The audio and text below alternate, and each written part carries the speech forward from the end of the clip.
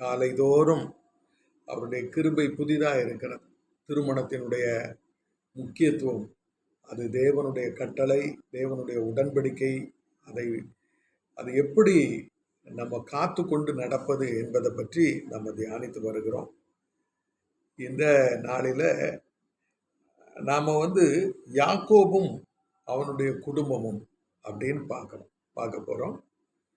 இதில் ரொம்ப முக்கியமாக ஆபிரகாம் தன் மகனாகிய ஈசாக்குக்கு திருமணம் செய்து வைத்த விதம், ஈசாக்கு தன் மகனாகிய யாக்கோபுக்கு திருமணம் செய்து வைத்த விதம், ரெண்டையும் நம்ம பார்க்கிறோம். ஆபிரகாம் ஈசாக்குக்கு நன்மை செய்தார். ரெபேக்கால தெரிவு செய்து முறையா அந்த திருமணம் நடந்தது. ஒருவனுக்கு ஒருத்தி என்பதை அந்த திருமணத்தில் உறுதிப்படுத்தப்பட்டதை நம்ம பார்க்கிறோம். ஆனால் ஈசாக்கு தன் மகனாகிய யாக்கோபுக்கு திருமணம் செய்யும்போது பெண் தேடுதல் என்கிற அந்த ஒரு காரியத்தை அவர் தன் மகனிடத்தில் ஒப்படைத்து விடுகிறார்.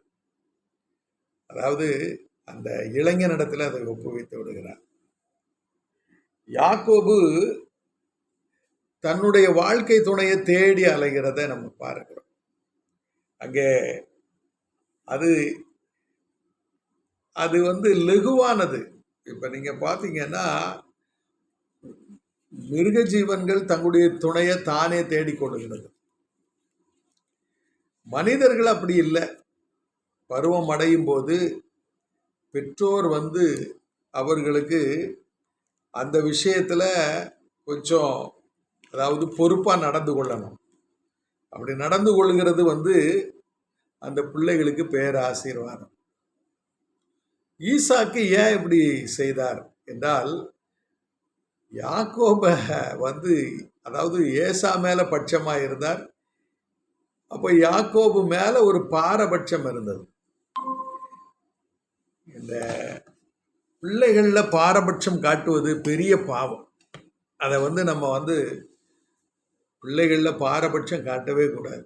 ஊனமுற்ற குழந்தை, கல்வியில ஞானம் இல்லாத பிள்ளை, ரொம்ப சேட்டை பண்றான், இப்படி நம்ம சப்ப கட்டக்கூடாது. பெற்றெடுத்த பிள்ளைகளை நாம கவனமா, அவர்கள் திருமணம் செய்து தனி குடும்பமாகும் வரை பெற்றோருடைய கட்டுப்பாட்டில் இருக்கிறதுனால பெற்றோருக்கு அவருடைய வாழ்க்கையை அமைத்து கொடுப்பதில் பொறுப்பு இருக்குது. அந்த பொறுப்பை நம்ம நல்ல தட்டக்கூடாது. வேதாகம் நமக்கு இதை போதிக்கிறது. திருமணத்துல தேவனுடைய திட்டம் என்னன்னா, ஒருவனுக்கு ஒருத்தி தான். இந்த ஒருவனுக்கு ஒருத்திங்கிறது பூரணமானது, முழுமையானது, சகலமும் அதுக்குள்ள அடங்கி இருக்கு. ஒருவனுக்கு ஒன்றுக்கு மேற்பட்ட மனைவிகள், ஒருத்திக்கு ஒன்றுக்கு மேற்பட்ட கணவன்கள் என்பது வேசித்தன ஆவி. அதை ஆண்டவர் அருவருக்கிறார். இன்னைக்கு நம்ம அதை பார்க்க போறோம். யாக்கோபனுடைய திருமணம் எப்படி இருந்தது? அவனுடைய தகப்பன் வீட்டில இருந்து அவன் லாபான் வீட்டுக்கு போகும்போது அவனுடைய தாயும் தகப்பனும் சொல்லி அனுப்புனது என்ன தெரியுமா? உனக்கு நீ பெண் தேடிக்கோ, கானானிய ஸ்திரீகளை வேண்டாம், நீ சீரியா தேசத்துக்கு போய் உன்னுடைய மாமன் வீட்டில் பெண் தேடுன்னு சொன்னாங்க. இதுல யாக்கோபுக்கு ஒரு பெரிய என்கரேஜ்மெண்ட், காதலிக்க என்கரேஜ்மெண்ட் கொடுத்தாங்க. பெண்ணை தேடுவதில் உன் விருப்பம் போல நீ பார்த்துக்கோப்பா அப்படின்னு சொல்லி கையை கழுவி விட்டுட்டாங்க. யாக்கோபு லாபான் வீட்டுக்கு எதுக்கு போறான்? விருந்துக்கு போகல, அவனுக்கு ஒரு பெண்ணை பார்க்கறதுக்காக போறான். நீங்க பாத்தீங்கன்னா, லாபானுடைய வீட்டிற்கு போய் அவன் அங்க சேருகிறான், கீழ் தேசத்துல சேருகிறான். அவனுடைய நோக்கம் நிறைவேறுது. எப்படி பாருங்க, அவன் அங்க போய் சேர்றான். முதல்ல சந்தித்தது ராகேல். ராகேலை கண்டதும் காதலித்தான். ராகேல் யாருன்னு தெரிஞ்ச உடனே சரி இவ தான் நம்முடைய வாழ்க்கை துணைன்னு முடிவு பண்ணிட்டான். கர்த்தருக்கு காத்திருக்கல, ஆண்டவர் காட்டுற வழிக்கு காத்திருக்கல. அந்த எலியேசர் அன்றைக்கு இதே மாதிரி தான் ஆடு மேய்ச்சிட்டு தான் வந்தான் ரெபேக்கா. அவன் மனசுல ஜெபம் பண்ணிட்டு இருந்தான், ஆண்டவரே எஜமானுடைய மகனுக்கு ஒரு பெண்ணை தேட வந்திருக்கேன், என்னை வழிகாட்டுங்கன்னு சொன்னான். கர்த்தர் வந்து ரெபேக்கால அவனுக்கு முன்னால கொண்டு வந்தான். அப்போ அவன் நினைச்சான், இந்த பெண்ணு இந்த இங்கே தண்ணி மொழ வந்து வருகிற பெண்ணிடத்துல நான் கேட்பேன், குடிக்க கொடுன்னு, எனக்கும் குடிக்க கொடுக்கணும், என் ஒட்டகங்களுக்கும் வார்க்கணும், அப்படிப்பட்டவ தான் என் எஜமானுக்கு மனைவி ஆகணும். ஸோ தேவனை முன்வைத்து பெண் தெரிவு செய்தல் மிக மிக முக்கியமானது. ஆண்டவர் நமக்கு காட்டுகிற வாழ்க்கை துணையை நம்ம தேர்ந்தெடுப்பது மிக அவசியம். அப்போ திருமணத்தில் பொறுமை ரொம்ப அவசியம், பொறுப்பு ரொம்ப அவசியம். பெற்றோருக்கு பொறுப்பு இருக்கணும், திருமணமாக போகிற அந்த மாப்பிள்ளைக்கு பெண்ணுக்கு பொறுப்பு அதிகம், பொறுமையாக இருக்கணும். கர்த்தர் கொடுக்கறதைத்தான் நம்ம எடுத்துக்கணும். யாக்கோபு வந்து பெற்றோர் கை கழுவி அனுப்பிட்டாங்க, பொறுப்பு இல்லாமல் அனுப்பிட்டாங்க. யாக்கோபுக்கு கர்த்தர் நமக்கு ஒரு பெண்ணை பெற்று காட்டணும்னு சொல்லி காத்திருக்கல, கண்டதும் காதல் கொண்டான். அதான் பிரச்சனை. திருமணத்திற்கு முன்னால காதல் கிடையாதுன்னு வேதம் திட்டமா சொல்லுது.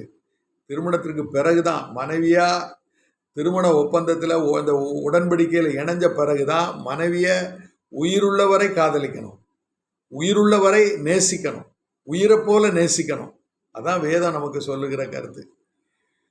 இப்ப யாக்கோபுக்கு வந்து லாபானுடைய வீட்டிற்கு அவன் போய் சேர்றான். அங்கே 29ஆம் அதிகாரம் 1 வசனம், யாக்கோபு பிரயாணம் பண்ணி கீழ்த்திசையாரின் தேசத்தில் போய் சேர்ந்தான். அப்புறம் அங்கே வயல்வெளியிலே ஒரு கிணற்றையும் அதன் அருகே மடக்கி இருக்கிற 3 ஆட்டு மந்தைகளையும் கண்டான். அந்த கிணற்றிலே மந்தைகளுக்கு தண்ணீர் காட்டுவார்கள்.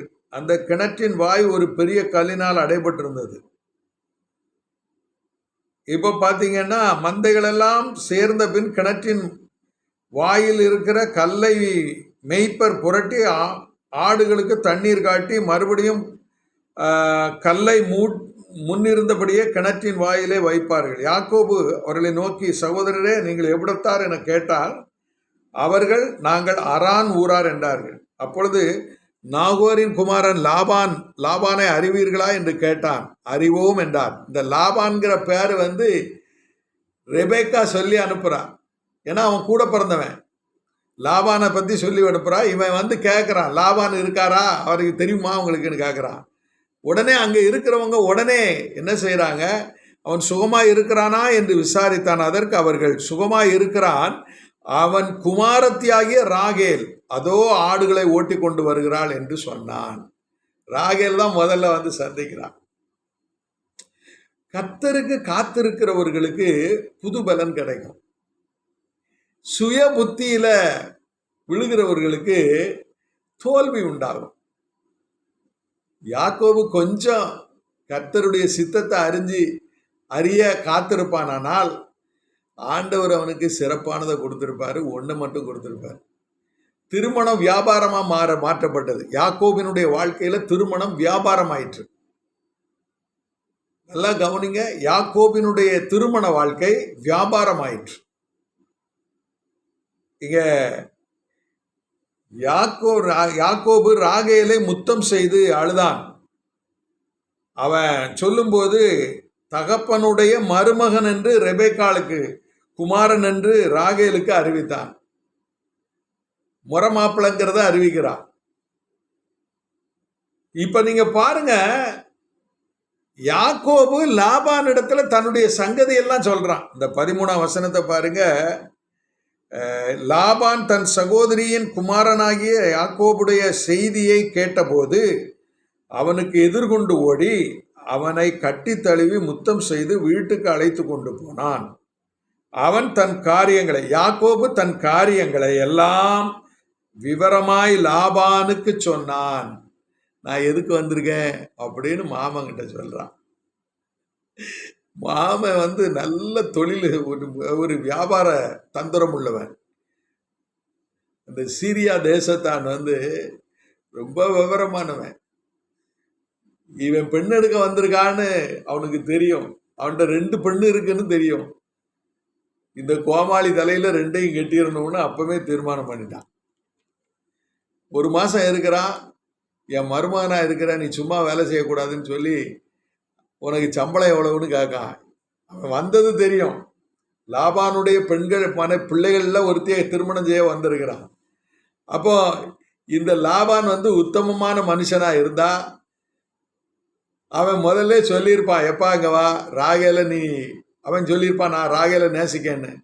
அப்போ ராகேல நான் உனக்கு கொடுக்குறேன், ஆனால் லேயாளுக்கு திருமணம் முடிச்ச பிறகுதான் அவளை உனக்கு கொடுக்க முடியும், காத்துருன்னு சொல்லியிருக்கணும். அவன் அப்படி சொல்லலை. உனக்கு எவ்வளோ சம்பளம்னு கேட்கான். இல்லை, எனக்கு சம்பளம் வேண்டாம், நான் ராகேலுக்காக 7 வருஷம் மட்டும் வேலை வைக்கிறேன். அடிமை ஆகிடுறான் பாருங்க. திருமணத்தில் பாருங்க, திருமண வாழ்க்கை சிறை வாழ்க்கையாக மாறுது. ஓசியாவின் புத்தகத்தில் அங்கே நீங்கள் பார்த்தீங்கன்னா, அங்கே அந்த அந்த 7ஆம் அதிகாரத்துக்கு வாங்க. 7:1, நான் என் ஜனத்தின் சிறையிருப்பை திருப்பும் போது, நான் இஸ்ரவேலை குணமாக்க விரும்பும் போதும், எப்பிராயீமின் அக்கிரமமும் சமாரியாவின் பொல்லாப்பும் வெளிப்படுத்தப்படும். அவர்கள் வஞ்சனை செய்கிறார்கள். திருடன் உள்ளே வருகிறான், வெளியே பரிகாரரின் கூட்டத்தார் கொள்ளையிடுகிறார்கள்.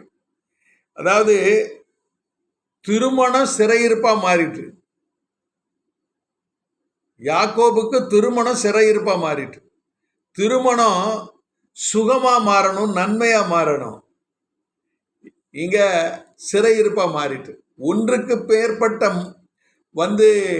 கணவனோ மனைவியோ அல்லது ஒன்றுக்கு மேற்பட்ட பெண்ணோ ஆணோ வாழ்க்கையில் நுழைஞ்சா அதுக்கு பேர் திருமண வாழ்க்கை இல்லை, அதுக்கு பேர் விபசாரம், அதுக்கு பேர் சிறையிருப்பு. அந்த வாழ்க்கை தேவன் விரும்பாத, தேவனுடைய கட்டளைக்கு புறம்பான ஒன்று. இங்க பாருங்க, ஓசியா 5ஆம் அதிகாரம் 4ஆம் வசனத்தை பாருங்க. அவர்கள் தங்கள் தேவனிடத்திற்கு திரும்புவதற்கு தங்கள் கிரியைகளை திருத்த மாட்டார்கள். வேசித்தனத்தின் ஆவி அவர்கள் உள்ளத்தில் இருக்கிறது, கர்த்தரை அறியார்கள். நீங்க பாருங்க, வேசித்தனம் மயக்கும்னு சொல்லி வேதம் சொல்லுகிறது. ஓசியா 4ஆம் அதிகாரம் 11ஆம் வசனம். வேசித்தனமும் திராட்சரசமும் மதுபானமும் இருதயத்தை மயக்கும். மதுபான இருதயத்தை மயக்கும், வேசித்தனமும் இருதயத்தை மயக்கும். திருமண வாழ்வு உடன்படிக்கை என்பது பரிசுத்தமானது. அது சகலத்தையும் உள்ளடக்கியது. அதுக்குள்ள பெரிய நன்மை இருக்குது. ஒருவனுக்கு ஒருத்திங்கிறது தான் வேதம் நமக்கு சொல்லுகிற திட்டம். இங்க யாக்கோபனுடைய வாழ்க்கையில தகப்பனும் தாயும் பொறுப்பு இல்லாமல் போயிட்டாங்க. யாக்கோபு தேவனை முன்வைக்காம அவனும் பொறுப்பு இல்லாமல் நடந்து கொண்டான். கண்டதே காட்சி, கொண்டதே கோலம்னு போயிட்டான். ஆண்டவர் பாருங்க, லாபான் வசமா ஒரு பைத்தியக்காரன் மாட்டினான்னு சொல்லிட்டு அவன் வாழ்க்கையை வேட்டையாடிட்டான், வியாபாரமாக்கிட்டான். எப்படி வியாபாரமாக்கிட்டான்? 7 வருஷம் ராகேலுக்கு, 7 வருஷம் லேயாளுக்காக வேலை பார்க்கறான். 14 வருடம் ஆடு மேய்க்கிறான். அவனுக்கு கூலியா அது என்ன கொடுக்கப்பட்டுச்சு? 2 பெண் பிள்ளைகள் கொடுக்கப்பட்டாங்க. அது திருமணமா வியாபாரமா? லாபானுக்கு அது வியாபாரம், யாக்கோபுக்கு காதல். அது ஈசாக்குக்கு அது பொறுப்பற்ற ஒரு காரியம். அதாவது தேவனுடைய நியமத்தின்படி அவர் நடக்கலை.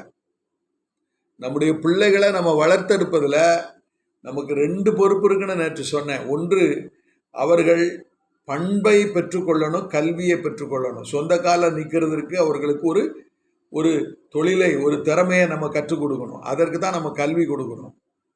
2வது, திருமண வயது வரும்போது அந்த திருமணத்தை முறையா, சரியா, அழகா, நேர்த்தியா அவர்களுக்கு நம்ம உதவி செய்து அவர்களை குடும்பமா மாற்றணும்.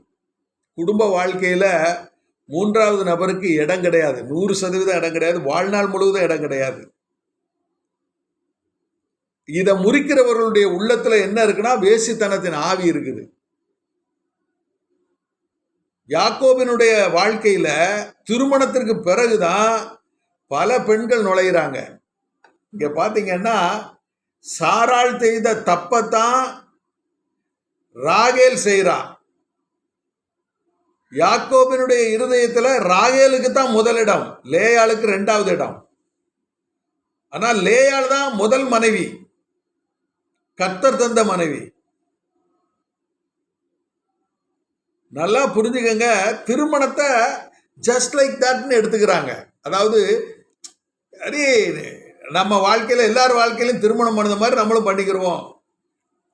இது அப்பா அம்மா விளையாட்டு கிடையாது. திருமணங்கிறது அப்பா அம்மா விளையாட்டா இல்லை, அது தேவனுடைய உடன்படிக்கை. அந்த தேவனுடைய உடன்படிக்கையை சரியா செய்யணும். இங்க லாபான், யாக்கோபினுடைய வாழ்க்கையில லாபான் விளையாண்டான். முதல்ல அவனுடைய பெற்றோர் விளையாண்டாங்க, 2வது லாபான் விளையாண்டான், மாமன் விளையாண்டான்.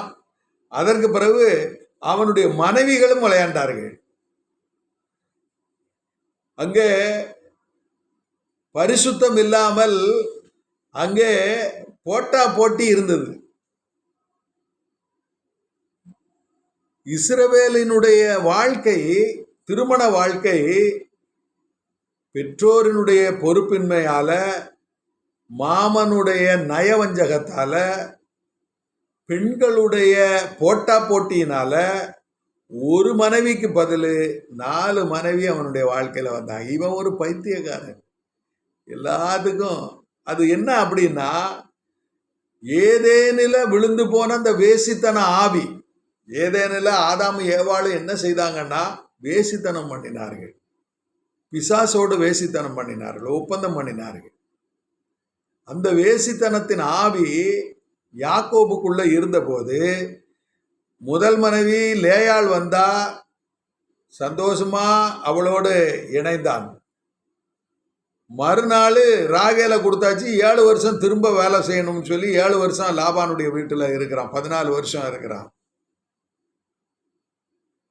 ராகேல திருமணம், அது 2வது அவளுக்கு கொடுக்கப்படுகிறாள். அது ஒரு வியாபார ஒப்பந்தம், 14 வருஷ ஒப்பந்தம். அது திருமண உடன்படிக்கை கிடையாது. இப்ப ராகேல் என்ன பண்றா, லேயால் நிறைய பிள்ளைகளை பெக்கான்னு சொல்லிட்டு பொறாமையில தான் வேலைக்காரியை கொடுத்துடுறான். சாராள் செய்தது போல இந்த ராகேலும் முதல்ல தன்னுடைய வேலைக்காரியை கொடுக்கிறான். இந்த யாக்கோபு 2 மனைவி இருந்தும் இது எனக்கு வேண்டாமான்னு மறுக்கல. அது எதை காட்டுகிறதுனா, வேசித்தனத்தின் ஆவியை காட்டு. 1, 2, 3 ராகேல் சும்மா இருக்கு, லேயாள் சும்மா இருப்பாளா? அவளுடைய வேலைக்காரியும் கொண்டு போய் அவனுக்கு கொடுக்கிறான். இப்ப இல்லறம் பெரிய போராட்ட களமா மாறிடுது. பிரியமான தேவனுடைய பிள்ளைகளே, பாவமில்லாத காலத்தில் தேவன் ஏற்படுத்தினதுதான் திருமண உடன்படிக்கை. திருமண உடன்படிக்கையில 3வது நபருக்கு, ஆணோ பெண்ணோ 3வது நபருக்கு இடம் இல்லை. நான் யாக்கோபினுடைய வாழ்க்கையில 4 பெண்கள் உள்ளே வந்தாங்க. 4 பெண்கள். மனம் திரும்புதலுக்கு முன்னால எத்தனை பெண்ணு கொடுத்தாலும் சந்தோஷமா ஏத்துக்கிற மனநிலையில இருந்தான் யாக்கோபு. அதுக்கு பேரு திருமண வாழ்க்கை இல்லை, அது வியாபாரம், அது ஒரு சிறையிருப்பு. வாழ்நாளெல்லாம் அடிமைப்படுத்தும். மங்கை மதுவும் மங்கையும் மயக்கும், மதிய மயக்கும் ஆற்றல் உடையது. காலை வேளையில ஆண்டவருடைய வார்த்தைக்கு நம்ம திரும்புவோம். இப்ப பாருங்க, ஓசியா தீர்க்க தரிசன புத்தகத்துல ஆண்டவர் இப்படி சொல்றாரு பாருங்க. என்ன சொல்றாரு? 6:1 கர்த்தரிடத்தில் திரும்புவோம் வாருங்கள், கர்த்தரிடத்துல திரும்புவோம் வாருங்கள். திருமணத்துல மனதுல கூட வேறொரு பெண்ணை நினைக்க கூடாது, வேறொரு ஆணை நினைக்க கூடாது. அது அவ்வளவு பரிசுத்தமானது. இந்த முழு உலகத்தையும் ஆண்டவர் ஒரு குடும்பத்திற்காக, உங்க குடும்பத்திற்காக படைத்திருக்கிறார். உங்களுடைய இல்லறத்துக்குள்ள வேறொரு நபரை அனுமதிக்காதங்க. குழந்தை இல்லை அதனால இன்னொரு பெண்ணை சேர்த்துருவோம், குழந்தை இல்லை இன்னொரு புருஷனை பார்ப்போம். வேதம் அதற்கு எதிராக இருக்கிறது. நீங்க பாருங்க, லேயாள் வந்தா, ராகேல் வந்தா, அதற்கப்புறம் பார்த்தீங்கன்னா பில்காள் வந்தா, அப்புறம் பார்த்தீங்கன்னா சில்பாள் வந்தாள். சில்பாளும் பில்காளும், இப்போ லேயாளுடைய வேலைக்காரி தான் சில்பாள், ராகேலுடைய வேலைக்காரி தான் பில்காள். இந்த ராகேல் தான் முதல்ல பில்காளை கொடுக்கிறா. ராகேலு யாக்கோபுக்கு பிரியமான பெண்ணு, காதலிச்ச பெண்ணு. அவனுடைய வாழ்க்கையை சிதைக்கிறாள். இவன் மதிமயங்கி கிடக்கிறான். இப்ப நீங்க பாருங்க, ஆபிரகாமின் வழியா விசுவாசத்தினாலே விடுதலை வரணும். அதுதான் தேவனுடைய திட்டம். ஆபிரகாம் தேவனுக்கு கீழ்ப்படிந்தார். ஆபிரகாமின் வழியாக கிறிஸ்து பிறக்கணும். இப்ப லேயாள் 4 பிள்ளைகளை பெற்றாள். என்ன பிள்ளைகளை பெற்றாள் லேயாள்? பாத்தீங்கன்னா 29ஆம் அதிகாரம் பாத்தீங்கன்னா 31ஆம் வசனம். லேயாள் அற்பமாய் எண்ணப்பட்டாள் என்று கர்த்தர் கண்டு அவள் கற்பந்தரிக்கும்படி செய்தார். ராகேலோ மலடியாயிருந்தாள். இப்ப முதல் மகன் ரூபன் பிறக்கிறான், 32ஆம் வசனம். 33ஆம் வசனம் சிமியோன், 34ஆம் வசனம் லேவி, 35ஆம் வசனம் யூதா. யூதா கோத்திரத்துல தான் கிறிஸ்து பிறந்தார். லேவியும் யூதாவும் லேயாளுடைய பிள்ளைகள்.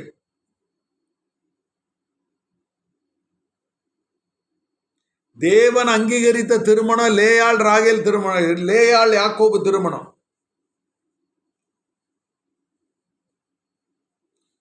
தேவனுடைய திட்டம் அந்த முதல் மனைவி, அவள் தான் மனைவி.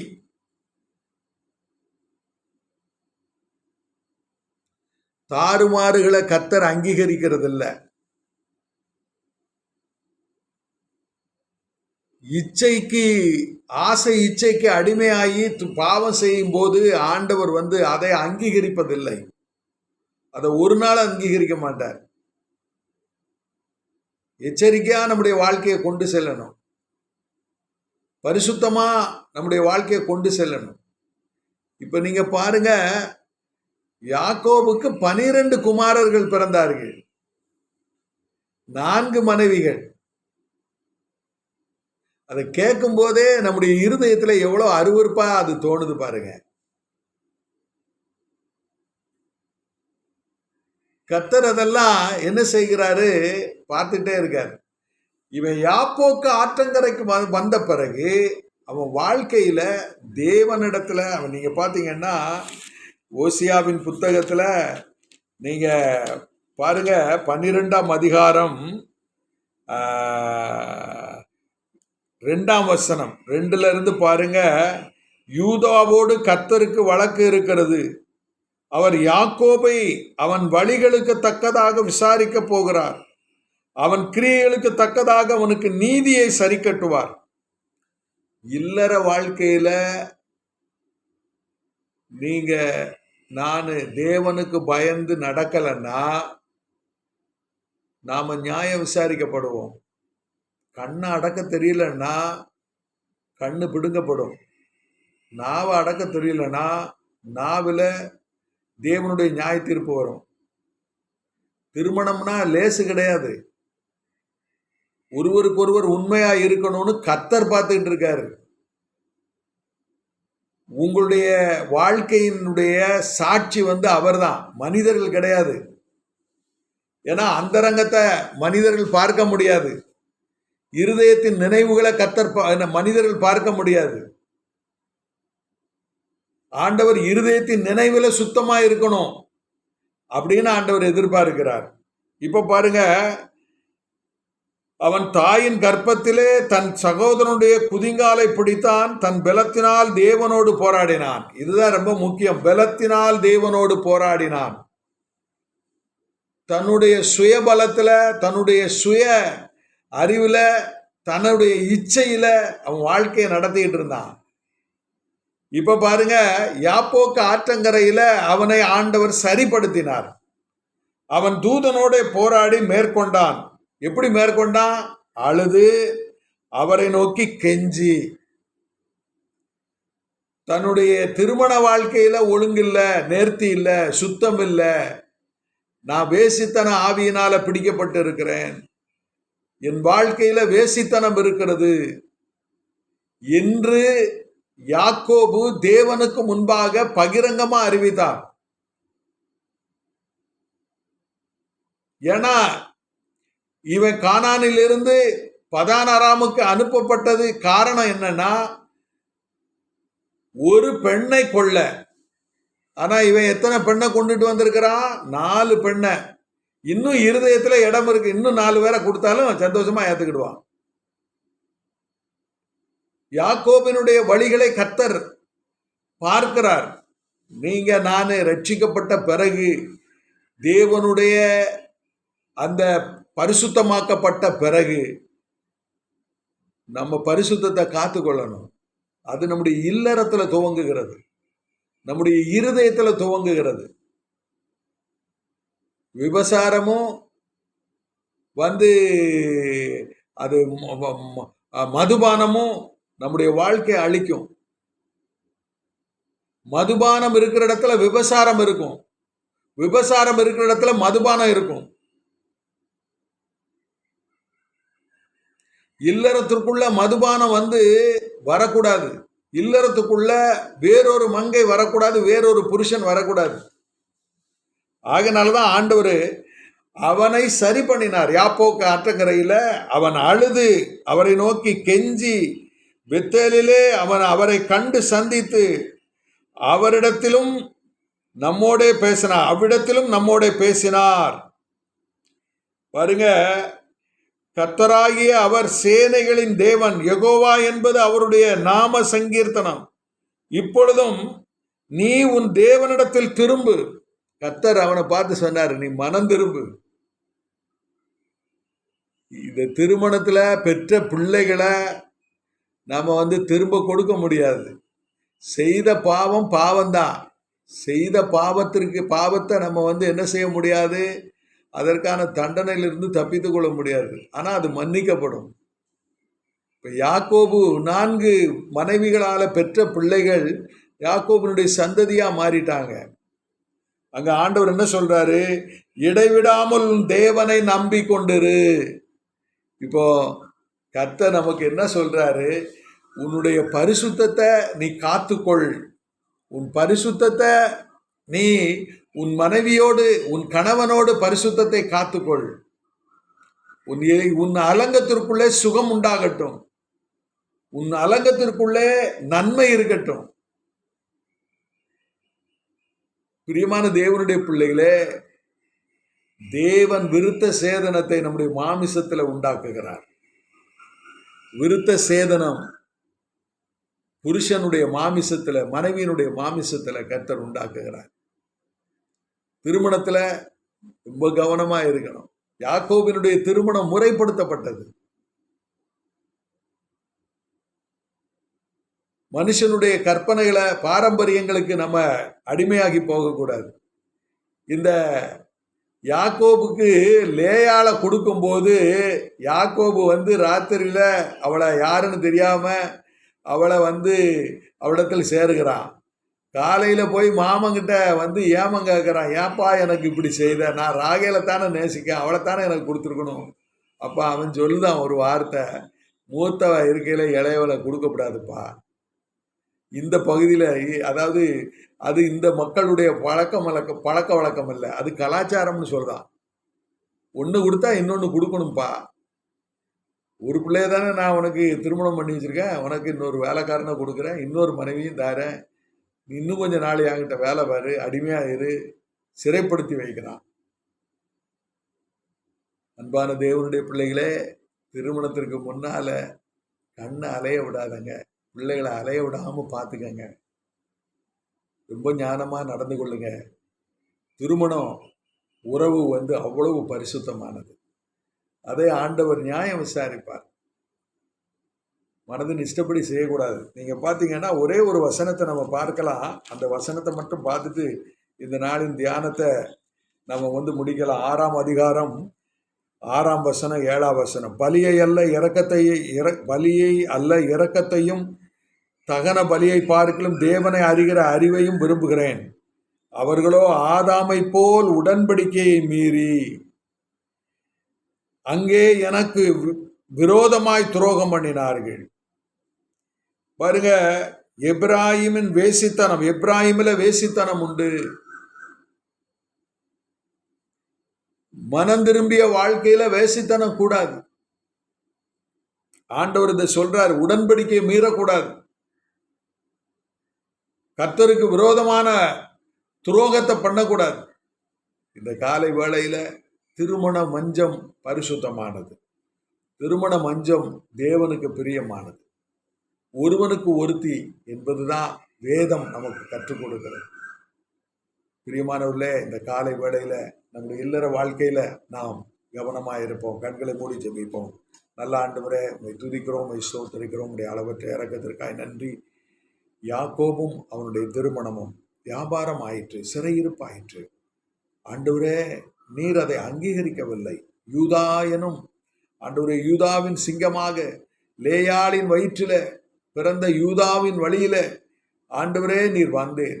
ஆண்டவரே, அந்த கர்த்தாவே, ஆண்டவரே, லேவி கோத்திரத்துல மோசையை தெரிந்து கொண்டீர். ஆண்டவரே, ஆரோனை தெரிந்து கொண்டீர். ஆண்டவரே, ஆசரிப்பும் ஆண்டவரே ஆராதனையும் ஆண்டவரே லேவியருக்குரியது. ஆண்டவரே, அது ஆண்டவரே லேயாளின் வயிற்றிலிருந்து கர்த்தாவை நீர் உருவாக்கினீர்.